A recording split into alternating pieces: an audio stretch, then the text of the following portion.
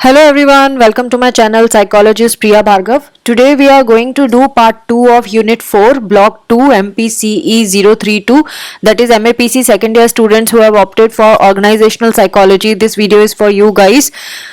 इसमें हम दो टॉपिक कवर करने वाले हैं, dilemmas faced by HR head and future of HR department. So इसमें डिलेमास मतलब अब किस जद्दोजहद में फंसी रहती है एचआर टीम.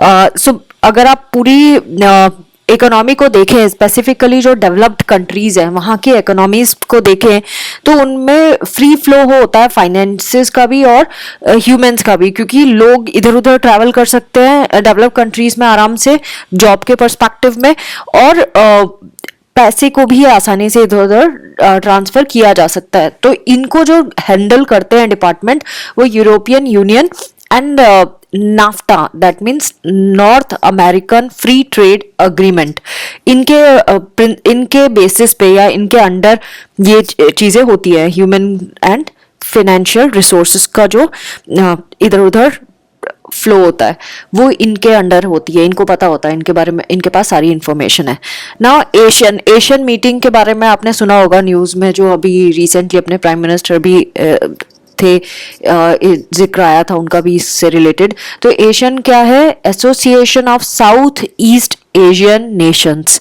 तो साउथ ईस्ट एशिया के जितने भी नेशंस हैं उनका जो एसोसिएशन है उसको एशियन कहते हैं. और फिर एकोवैस is economic community of West African states. ये सारे जो ग्रुप्स हैं ये रीजनल ग्रुपिंग्स मानी जाती है इनकी.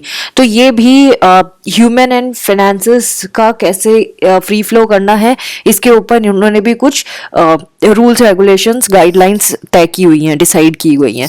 सो अगर एचआर के बारे में अब हम पढ़ें कि जिसके ऊपर ये थोड़ा सा डिलेमा में जाते हैं, पहला है अलाइन एचआर टू बिजनेस. सबसे पहला काम जो एचआर का हो जाता है वो बिजनेस जो है उसके अलोंग वो कैसे काम कर सकता है, मतलब बिजनेस का जो मेन अपना एम है, गोल है. सो हमेशा ये कांस्टेंट चैलेंज रहता है एचआर के लिए कि कैसे इसको हैंडल किया जाए. तो एचआर स्ट्रेटेजी में 5 R's आते हैं. अब ये 5 R क्या हैं? 5 R होते हैं resourcing, recruiting, retaining, retraining and restructuring. हो गए 5, ये यहाँ पे मेंशन किए हुए हैं. ये सारा काम एचआर स्ट्रेटेजी के अंदर आता है. किस तरह से एचआर काम करती है. रिसोर्सिंग मतलब एम्प्लॉयज़ को रखना, उनको रिक्रूट करना एंड देन उनको ट्रेनिंग देना दोबारा, फिर रिटेन करना कि जो है उसको रिटेन करना, एंड देन रीस्ट्रक्चरिंग, किस तरह से पूरा अलाइनमेंट होगा मैनेजमेंट का, वो सारा एचआर करती है. तो ये जो फ्लेक्सिबिलिटी है जो जिसकी वजह से ये सारे कांस्टेंट डेवलपमेंट्स आ रहे हैं सक्सेस के लिए, बिजनेस के सक्सेस के लिए ये होना बहुत ज़रूरी है. किस में चेंजेस आ रहे हैं? टेक्नोलॉजी में चेंजेस आ रहे हैं, कस्टमर रिक्वायरमेंट में चेंजेस आ रहे हैं. सो अगर आप चाह रहे हैं कि आपका ऑर्गेनाइजेशन आगे बढ़े तो HR has to be flexible. So जो ग्लोबलाइजेशन के ट्रेंड्स है उसमें हमें क्या क्या देखने के लिए मिल रहा है, एचआर को कैसा होना पड़ेगा. इनको एक तो एबिलिटी होनी चाहिए और विलिंगनेस होनी चाहिए कि जॉब स्ट्रक्चर को ये मॉडिफाई कर सके, जॉब क्लासिफिकेशन कर सके, ऑर्गेनाइजेशनल स्ट्रक्चर को फिर से जो भी इम्पोर्टेंट एलिमेंट्स इसमें डालने हैं या ज़रूरी हैं उसको बता सके, रिक्रूटमेंट कर सके जल्दी जल्दी. कुछ ऐसा एम्प्लॉयज़ हैं जो रिटेंशन किया जा सकता है, उनको रिटेंशन करे उनका. देन जो भी एक्सपेक्टेशंस है ऑर्गेनाइजेशन की उसको फुलफिल करने की कोशिश करे, जो चेंजेस पॉसिबल हैं उसको करें. तो ये सारा प्रेशर ना एचआर प्रोफेशनल्स के ऊपर हमेशा बना रहता है जब भी ग्लोबलाइजेशन को कंसीडर हम करते हैं. सो इन एम्प्लॉयज़ की परफॉर्मेंस को नोटिस करना, मैनेज करना, परफॉर्मेंस कल्चर को क्रिएट करना, ये भी एचआर डिपार्टमेंट का ही काम होता है. ऑप्टिमम परफॉर्मेंस एक पार्ट हो गया है लाइफ का इनकी कि भाई मैक्सिमम लेवल पे अपना परफॉर्मेंस देना ही देना है. अगर आपको बिजनेस में ग्रोथ चाहिए है तो एम्प्लॉयज़ की परफॉर्मेंस को इंक्रीज करना पड़ेगा, लेकिन कम कॉस्ट में. तो 3 चीज़ें बहुत ज़रूरी है बिजनेस के पर्सपेक्टिव से या बिजनेस स्ट्रेटेजी में जो एचआर को करना होता है. ग्रोथ ऑफ बिजनेस, दूसरा एम्प्लॉयज़ की परफॉर्मेंस को इंक्रीज करना, एंड तीसरा कॉस्ट को अंडर कंट्रोल रखना. ये 3 चीज़ें एचआर स्ट्रेटेजी के अंदर आता है. और एक और जो टूल है जो बहुत इंपॉर्टेंट है और तभी ऑर्गेनाइजेशन अपने गोल को सही से अचीव कर पाएगी, वो टूल है एम्प्लॉय सेटिस्फैक्शन एंड बेनिफिट्स जो आप एम्प्लॉयज़ को दे रहे हैं। अगर एम्प्लॉय सेटिस्फाई नहीं है, उनको बेनिफिट्स प्रॉपर नहीं मिल रहा है, तो बिजनेस का गोल कभी कंप्लीट होगा ही नहीं, वो एक्वायर कर ही नहीं पाएंगे अपने गोल को। सो इसीलिए एचआर मैनेजर जो है वो आइडेंटिफाई करता है बिजनेस का गोल, उसको पहुंचने की कोशिश करता है। जो ह्यूमन रिसोर्सेज है वो बिजनेस की नीड्स को, रियल नीड्स को भी आइडेंटिफाई करते हैं। तो ये तो हो गए क्या चीज़ जो हमने टॉपिक में पढ़ा, align HR to business, business के साथ अलाइन कैसे करेगा एचआर। तो ये पॉइंट्स आपको ध्यान में रखने होंगे। Next is training and development. Nature of training कैसी होनी चाहिए, डेवलपमेंट कैसा होना चाहिए। तो यहाँ पे इन्होंने एक ये डायग्राम दिया हुआ है इक्वेशन जैसा, उसको देखेंगे तो training and development need is equal to standard performance minus actual performance. So हमें कब कैसे पता चलता है किसी को ट्रेनिंग देनी है, जब हम ये देखते हैं कि स्टैंडर्ड परफॉर्मेंस में से एक्चुअल परफॉर्मेंस को जब माइनस करते हैं, जो डिफरेंस अगर आता है कोई, दैट मीन्स नीड है, ट्रेनिंग की नीड है। तो इसमें इन्होंने डेफिनेशन भी दी है। ट्रेनिंग और डेवलपमेंट का क्या मतलब होता है, यानी कि एक स्पेसिफिक स्किल्स, एबिलिटीज या नॉलेज एम्प्लॉय में डालना। कोई भी हम जो अटेम्प्ट करते हैं किसी भी करंट एम्प्लॉय का या फिर फ्यूचर एम्प्लॉय की परफॉर्मेंस को कैसे, जब उन एम्प्लॉयज की एबिलिटी को हम इंक्रीज कर देते हैं सो दैट वो अपनी लर्निंग के थ्रू एम्प्लॉय का एटीट्यूड चेंज हो जाए या उसमें कुछ ऐसी स्किल्स डेवलप हो जाए, नॉलेज डेवलप हो जाए जो ऑर्गेनाइजेशन के लिए बेटर है, उसको हम ट्रेनिंग एंड डेवलपमेंट की डेफिनेशन में डालते हैं। तो अगर आपसे पूछेंगे तो ये दो जो मैंने हाईलाइट किए वो आप अंडरलाइन करके पढ़ सकते हैं। सो इसमें यही लिखा है, वही कोशिश जिससे हम एम्प्लॉयज को एबल बनाते हैं अपने जॉब को और अच्छे से करने के लिए। नीड जैसे मैंने बताया, इस फॉर्मूले से आप यूज कर सकते हो। यहाँ पे इन्होंने ट्रेनिंग एंड एजुकेशन के बीच में डिफरेंस भी बताया कि जो ट्रेनिंग होती है उसका मतलब होता है हम कोई पर्टिकुलर स्किल डाल रहे हैं किसी के अंदर। एजुकेशन का मतलब होता है थ्योरेटिकल लर्निंग जो क्लासरूम में होती है। सो इनमें अगर आप देखेंगे तो ट्रेनिंग में जॉब एक्सपीरियंस मिलता है, ये क्लासरूम लर्निंग है एजुकेशन। देन इसमें स्पेसिफिक टास्क के ऊपर ट्रेनिंग की जाती है, एजुकेशन में जनरल कंसेप्ट्स पे की जाती है। ट्रेनिंग में नैरो पर्सपेक्टिव होता है और एजुकेशन में ब्रॉड पर्सपेक्टिव होता है। ट्रेनिंग में प्रोसेस स्पेसिफिक स्किल को इम्पार्ट किया जाता है, एजुकेशन में थ्योरेटिकल लर्निंग क्लासरूम में होती है। एंड देन ट्रेनिंग की एप्लीकेशन होती है, इसमें थ्योरेटिकल ओरिएंटेशन होता है, यानी आप अप्लाई कर सकते हो ट्रेनिंग में स्किल सीखने के बाद, और इसमें सिर्फ थ्योरेटिकल होता है। तो ट्रेनिंग एंड एजुकेशन जो है ये दोनों कॉम्प्लीमेंट्री है, हाउएवर ये both are different, but still जब तक आप एजुकेटेड नहीं हो, आप एक पर्टिकुलर नॉलेज नहीं ग्रास्प कर पाओगे, आप किसी चीज़ में अच्छे से ट्रेन नहीं हो पाओगे। तो आपकी एजुकेशन लेवल को देखते हुए आपको स्किल में ट्रेनिंग दी जाती है। डेवलपमेंट का मतलब होता है कि जब कोई अपॉर्चुनिटी मिलती है किसी को लर्निंग की, तो वो एम्प्लॉय को हेल्प करती है खुद पर्सनल लेवल पे भी ग्रो करने में। तो ये प्राइमरीली तो स्किल ओरिएंटेड नहीं है डेवलपमेंट की जब हम बात करते हैं, ये सिर्फ एक जनरल नॉलेज और एटीट्यूड सिखाता है एम्प्लॉयज़ को, जो उनको हायर पोजीशन में पहुंचने में हेल्प करती है। फिर देन ये पर्सनल ड्राइव और एम्बिशन पे भी डिपेंड करता है डेवलपमेंट। तो अगर आपसे पूछे ट्रेनिंग, एजुकेशन एंड डेवलपमेंट में क्या डिफरेंस है, तो आप ऐसे डाल के लिख सकते हैं। एजुकेशन जो ऊपर ट्रेनिंग है उसके बारे में तो पूरा कॉलम बना के दिया था, डेवलपमेंट के इतने सारे पॉइंट यहाँ मैंने बता दिए कि ये ड्राइव और एम्बिशन पे डिपेंड करती है डेवलपमेंट। एंड डेवलपमेंट एक्टिविटीज़ जो होती है वो जनरली वॉलंटरी होती है, मतलब आप चाहोगे तो कर पाओगे, नहीं तो नहीं कर पाओगे। जो भी डेवलपमेंट ट्रेनिंग हम देते हैं वो हम ये देखते हैं कि जो हमारा एम्प्लॉय है वो वेल इक्विप्ड है उन चैलेंजेस को फेस करने के लिए या नहीं है जो फ्यूचर में कंपनी को दिख रहे हैं। तो कंपनी हमेशा एम्प्लॉयज को ट्रेनिंग सिर्फ इसीलिए नहीं देती कि उसको अभी नीड है, कंपनी इसीलिए भी उसको ट्रेनिंग देना चाहती है कि वो आगे एचआर जो डिपार्टमेंट है वो फोरसी कर लेता है, आगे फ्यूचर का देख लेता है कि क्या क्या हो सकता है, एनालाइज कर लेता है, एंड देन वो रिक्वायरमेंट जो आगे आएंगी उसके बेसिस पे उनको ट्रेनिंग देता है एम्प्लॉयज को, सो दैट जब रिक्वायरमेंट आए तो वो हमारे पास वर्कफोर्स हो काम करने के लिए। सो जितने भी सब सिस्टम्स है एचआर के, उनमें कुछ इम्पार्ट करना ये एक चैलेंजिंग काम है। देन उनको एक अल्टीमेट गोल तक पहुंचना में हेल्प करना ये भी एचआर का ही काम है। एक्सेप्शनल परफॉर्मेंसेस अचीव करना ये भी एचआर का ही काम है। देन ये हर एक लोग को इतने अच्छे से ग्रूम कर लेते हैं एम्प्लॉयज़ को कि वो परफॉर्मेंस कल्चर ही एक बन गया होता है ऑर्गेनाइजेशन में कि सब लोग ही अच्छे परफॉर्मर है करके, तो एक दूसरे को देख के एक परफॉर्मेंस कल्चर वाला एक सिनेरियो क्रिएट हो जाता है ऑर्गेनाइजेशन में। फिर HR HRIS, HRIS का फुल फॉर्म होता है ह्यूमन रिसोर्स इंफॉर्मेशन सिस्टम्स। ये भी बिल्ड किया जाता है so that performance driven culture को सस्टेन किया जा सके। तो ये इसका काम है कि जो ये बिल्ड करता है और सस्टेन करता है ऐसा कल्चर, जिसमें पूरा का पूरा ऑर्गेनाइजेशन इस प्रोसेस में इन्वॉल्व होता है, और जो HR है वो एक काउंसलर और फेलिसिटेटर का काम करता है। नाउ यहाँ पे इन्होंने हेडिंग दी है factors affecting HRM in global market. कौन कौन से फैक्टर्स है जो HRM को ग्लोबल मार्केट में अफेक्ट करते हैं। किसी भी जगह का कल्चर अफेक्ट कर सकता है, इकोनॉमिक कंडीशन अफेक्ट कर सकती है, पॉलिटिकल सिस्टम या लीगल फ्रेमवर्क है वो अफेक्ट कर सकता है, ह्यूमन कैपिटल, क्योंकि कंट्रीज में अलग अलग करेंसी का सिस्टम होता है। तो डेवलपिंग कंट्रीज जो हैं उनको ज़्यादा चैलेंजिंग लगता है इसको करना, क्योंकि करेंसी अक्सर डेवलपिंग कंट्रीज की लो होती है as compare to develop countries. तो ग्लोबलाइजेशन जो है ये अलग अलग चैलेंजेस पोज करती है गवर्नमेंट को भी, प्राइवेट सेक्टर को भी और ऑर्गेनाइज्ड लेबर को भी। नाउ ये जो चैलेंजेस है, जो स्ट्रेटेजिक अप्रोच जब भी हम फॉलो करते हैं तो इन चैलेंजेस को हमें ज़रूर कंसीडर करना चाहिए। और ये चैलेंजेस क्या हैं ह्यूमन रिसोर्स मैनेजमेंट के? Partnership in economic recovery, specially in south east Asia. जब भी हम पार्टनरशिप करते हैं तो इकोनॉमिक रिकवरी के बारे में हमें सोचना पड़ेगा साउथ ईस्ट एशिया में।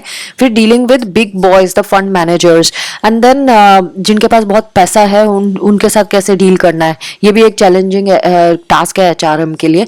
Then concerns over possibility of fraud in e commerce में फ्रॉड होने के चांसेस है, कॉन्फिडेंशियलिटी लूज होने की चांसेस होती है। Then implementing prescriptions for recovery and growth, taking into consideration the development agenda and unique circumstances of individual country। हर एक country की कुछ circumstances है उसको ध्यान में रखते हुए ही एजेंडा डेवलप करना होता है कि आगे कैसे ऑर्गेनाइजेशन इसमें प्रोसीड करेगा, कौन कौन से रिकवरी इनके पास फंडाज है, जिससे वो अगर कुछ नुकसान हो कहीं फंस जाए तो कैसे वापस आएंगे। देन ग्रोथ को भी ध्यान में रखना पड़ेगा कि इस प्रोजेक्ट में जाने से कितना फायदा होने वाला है। Now HR function is international firms. HR का क्या फंक्शन है इंटरनेशनल फर्म्स में, रोल क्या होता है? तो 3 की रोल्स के बारे में इन्होंने बात की है।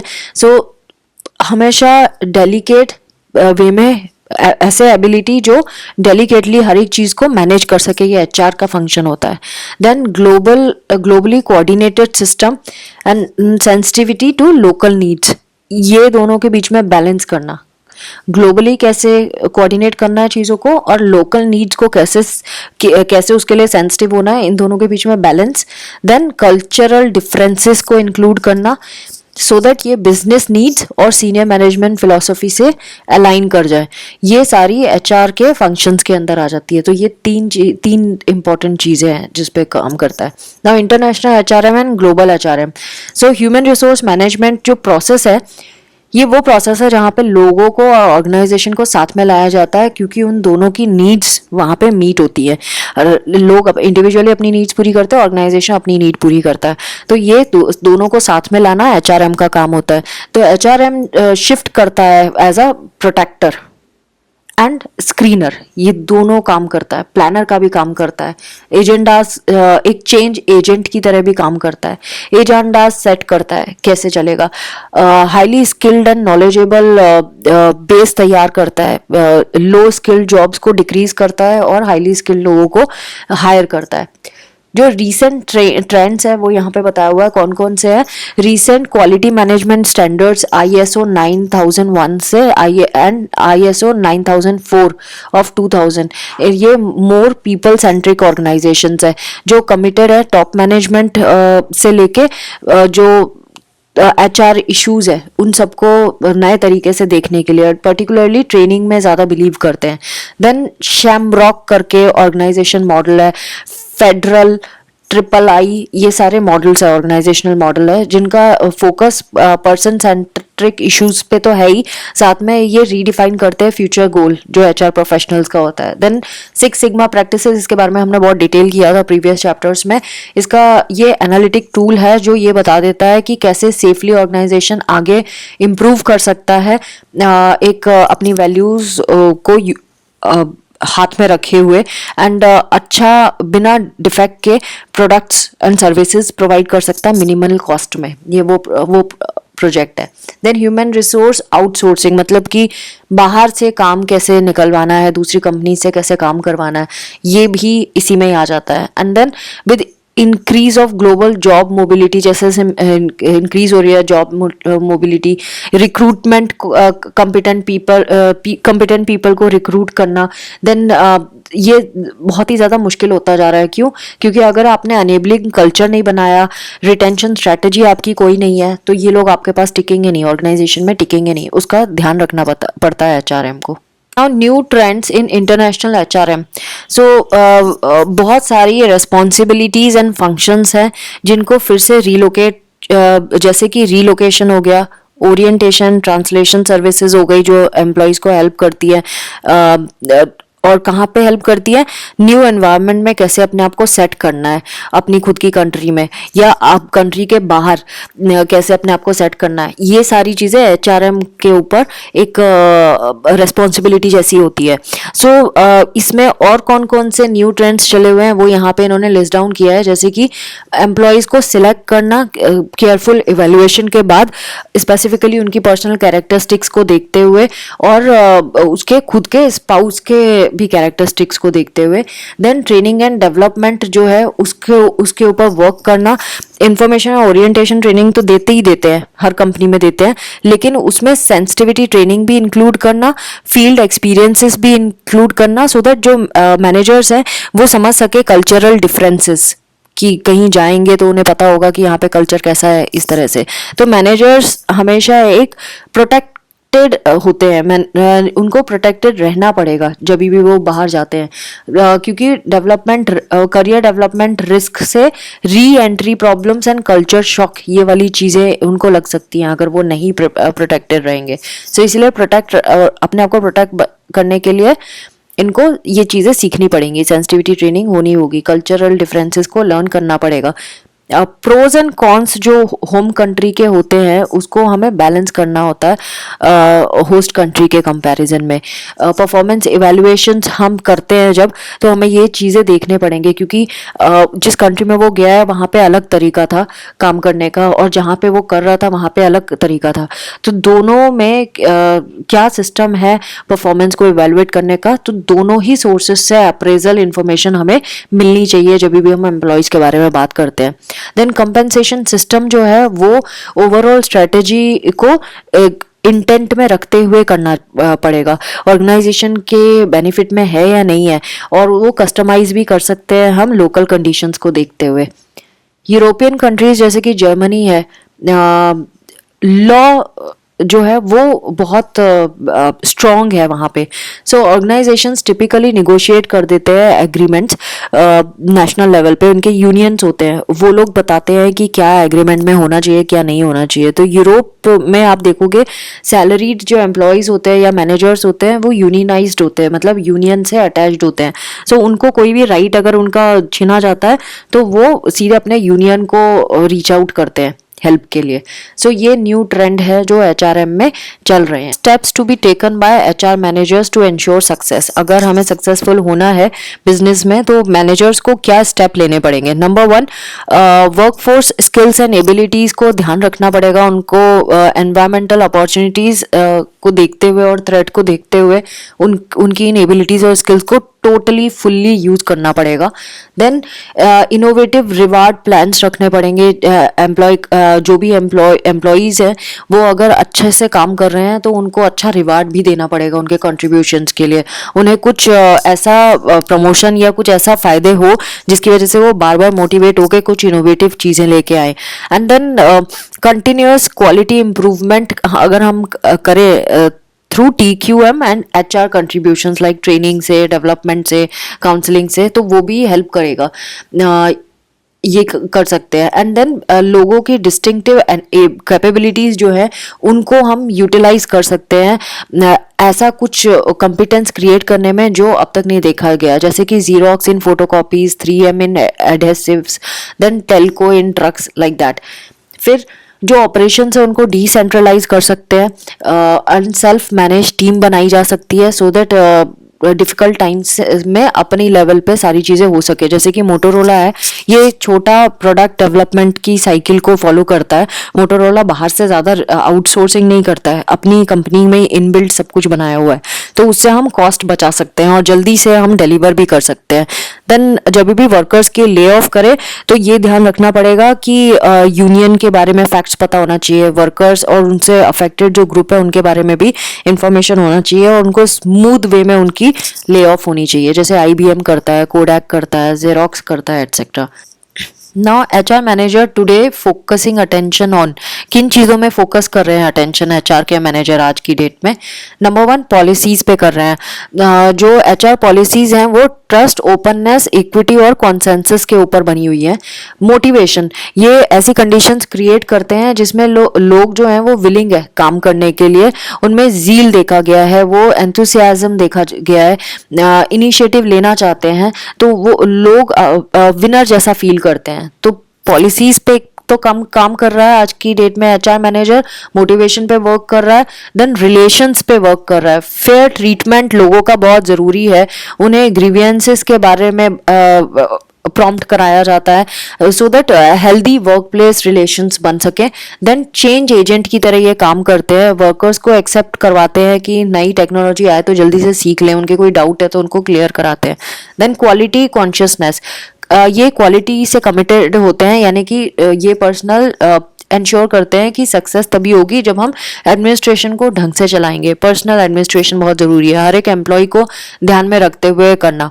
देन एचआर मैनेजर को हर एक एम्प्लॉय को इस तरह से ट्रीट करना जैसे कि वो रिसोर्स है, एंड हमेशा इक्वल रिवार्ड देना बहुत ज़रूरी है। इन सारे एम्प्लॉयज़ को इंटीग्रेट करके रखना ज़रूरी है, उनको कोऑपरेट करना, सो दैट वो एचआर पॉलिसीज़ के जो गोल है उसको अटेन कर सके। Now future role of HR professionals, जैसे जैसे एचआर फ्यूचर में हम देखेंगे जैसे जैसे टेक्नोलॉजी आती जा रही है, चेंजेस आते जा रहे हैं, वैसे ही इनका एडमिनिस्ट्रेटिव रोल से चेंज होकर स्ट्रेटेजिक रोल में चले जा रहे हैं एचआर टीम। इनको प्रूव करना पड़ रहा है अपने इफेक्टिवनेस, इनकी एग्जिस्टेंस को प्रूव करना पड़ रहा है, इनको इंटरनेशनल बिजनेस प्रैक्टिसेस को समझना पड़ेगा, प्रमोट करना पड़ेगा कल्चर और डाइवर्सिटी को ऑर्गेनाइजेशन में, इनको कोर बिजनेस समझना पड़ेगा ऑर्गेनाइजेशन का, पार्टनर बनना पड़ेगा लाइन मैनेजर्स के साथ, अब इनिशिएटिव्स देखने पड़ेंगे क्या हैं, ऐसे कौन से प्रोग्राम्स हैं जो रिजल्ट ओरिएंटेड हैं, स्पेसिफिक मेजरेबल रिजल्ट्स देखने पड़ेंगे, बिजनेस कॉम्पिटिटिवनेस के बारे में देखना पड़ेगा, पॉजिटिविटी को कंट्रीब्यूट करना पड़ेगा बॉटम लाइन के साथ ऑर्गेनाइजेशन की। देन जो करंट ट्रेंड चल रहा है उससे एट दी एज रहना पड़ेगा, ग्लोबलाइजेशन में क्या डिमांड चल रही है उसको सोचना पड़ेगा, स्ट्रेटेजिक अलायंस बनाने पड़ेंगे ऑर्गेनाइजेशन में। सो जैसे कुछ पॉलिसीज है, सेक्सुअल हैरेसमेंट पॉलिसीज है, ये है ऑलरेडी एग्जिस्ट करती है, वो तो जो स्ट्रॉन्ग पॉलिसीज हैं वो तो रिटेन करेंगे, लेकिन नई पॉलिसीज भी डेवलप करेंगे। तो ऑर्गेनाइजेशंस ज़्यादा अडेप्टिव होते जा रहे हैं, रिजिलियंट हो रहे हैं, क्विक चेंज डायरेक्शंस होते हैं इनके, मतलब क्विकली जैसी डायरेक्शन चेंज होता है ये चेंज हो जाता है, क्विक होते हैं उसमें, कस्टमर सेंटर्ड हो गए हैं ऑर्गेनाइजेशंस। सो एचआर प्रोफेशनल को स्ट्रैटेजिक होना पड़ेगा, पार्टनर की तरह बिहेव करना पड़ेगा ऑर्गेनाइजेशन के साथ, एम्प्लॉयज़ को स्पॉन्सर करना पड़ेगा, एडवोकेट करना पड़ेगा, चेंज मेंटोर की तरह काम करना होगा। तो ये जो लास्ट हमने स्टेटमेंट पढ़ा है ना, एचआर प्रोफेशनल्स जो स्ट्रैटेजिक पार्टनर होते हैं, देन एम्प्लॉय स्पॉन्सर होते हैं और चेंज मेंटर होते हैं, इसी के बारे में इन्होंने डिटेल बताया है कि कैसे करेंगे ये। सो स्ट्रैटेजिक पार्टनर का क्या मतलब होता है? इस रोल में एचआर जो पर्सन होता है वो कंट्रीब्यूट करता है कि कैसे डेवलपमेंट होगा ऑर्गेनाइजेशन का, बिजनेस प्लान्स और ऑब्जेक्टिव को हम कैसे अकम्प्लिश करेंगे, इसके ऊपर वर्क करता है। जो बिजनेस ऑब्जेक्टिव्स है उसको एस्टैब्लिश करने के बाद ये सपोर्ट करता है ओवरऑल स्ट्रेटेजिक बिजनेस प्लान और ऑब्जेक्टिव पे। टैक्टिकल एचआर जो होगा वो रिप्रेजेंटेटिव की तरह काम करेगा, जिसमें बहुत सारी नॉलेज होगी, जिसको पता होगा वर्क सिस्टम को कैसे डिज़ाइन करना है और लोग कैसे कंट्रीब्यूट कर सकते हैं और सक्सीड हो सकते हैं। देन एचआर सर्विसेज इसी में स्ट्रेटेजिक प्लानिंग में ये भी होगा कि जैसे कि design of work positions, hiring, reward, recognition, strategic pay, performance development, appraisal systems, career and succession planning, employ development, ये सारी चीज़ें स्ट्रेटेजिक प्लानिंग में आ जाती है। सो स्ट्रेटेजिक पार्टनर जब आप बात कर रहे हैं एचआर मैनेजर का, तो आप ये लास्ट का जो 3 लाइन्स है ये ज़्यादा इंपॉर्टेंट है, तो इस पे फोकस कर सकते हैं।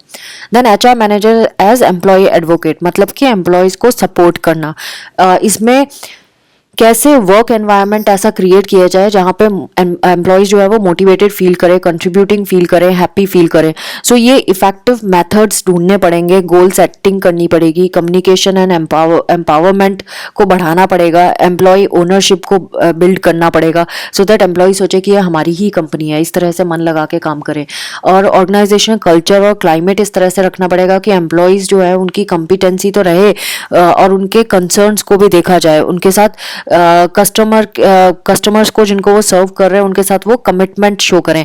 एचआर मैनेजर्स अगेन इसमें एम्प्लॉय डेवलपमेंट अपॉर्चुनिटीज भी प्रोवाइड कर सकते हैं, एम्प्लॉय असिस्टेंस प्रोग्राम कर सकते हैं, शेयरिंग प्रॉफिट के बारे में सोच सकते हैं, स्ट्रेटेजीज बना सकते हैं जहाँ पे प्रॉफिट शेयरिंग हो। देन ऑर्गेनाइजेशन डेवलपमेंट इंटरवेंशंस के बारे में सोच सकते हैं, जैसे कि ऐसी अप्रोचेस लगाएं जहाँ प्रॉब्लम सॉल्विंग हो सकती है। रेगुलरली शेड्यूल करें कम्युनिकेशन अपॉर्चुनिटीज़, इस तरह से अगर रेगुलरली कम्युनिकेट करेगा एचआर मैनेजर तो वो एम्प्लॉयज़ एक्सेप्टेड फील करेंगे, उनको लगेगा कि कोई है हमारे लिए बात करने वाला। And last topic of today's video is HR manager as change champion. तो एचआर मैनेजर चेंज चैंपियन की तरह कैसे काम कर सकता है? ये एक लिंक की तरह काम कर सकता है। स्ट्रेटेजिक नीड्स जो ऑर्गेनाइजेशन की है और जो एम्प्लॉयज़ का डिससेटिस्फेक्शन और रेजिस्टेंस होता है चेंज के लिए, उसके बीच में एक लिंक का काम कर सकता है, इन सबको हैंडल कर सकता है। तो एचआर प्रोफेशनल कंट्रीब्यूट कर सकता है ऑर्गेनाइजेशन को by constantly assessing the effectiveness of HR functions. जिस तरह से एचआर फंक्शन कर रहा है उसको असेस करना कि ठीक से काम हो रहा है कि नहीं है, ओवरऑल सक्सेस जो ऑर्गेनाइजेशन की है उसको प्रमोट करना। सो ये चैंपियंस क्यों आइडेंटिफाई कर रहे हैं हम इनको एज अ चैंपियन? क्योंकि organisation mission, vision, values, goals और एक्शन प्लान्स को देखते हैं। तो ओवरऑल आप चैंपियन तभी होते हो जब आपको सब कुछ आइडिया होता है, गोल क्या है, प्लान क्या है, किस तरह से आप आगे फ्यूचर देख रहे हो ऐसे, और हेल्प करता है कैसे हम कौन से ऐसे स्टेप ले जिससे ऑर्गेनाइजेशन और अच्छे से सक्सेसफुल हो सके। तो friends, this was all about unit 4 of block 2 MPCE 032। I hope आपको ये वीडियो समझ आएगा। अगर ऐसा है तो प्लीज़ सब्सक्राइब करें, लाइक करें, शेयर करें मेरे वीडियोस बाकी स्टूडेंट्स के साथ, and don't forget to press the notification bell. Thanks for watching. Take care of yourself. Bye bye.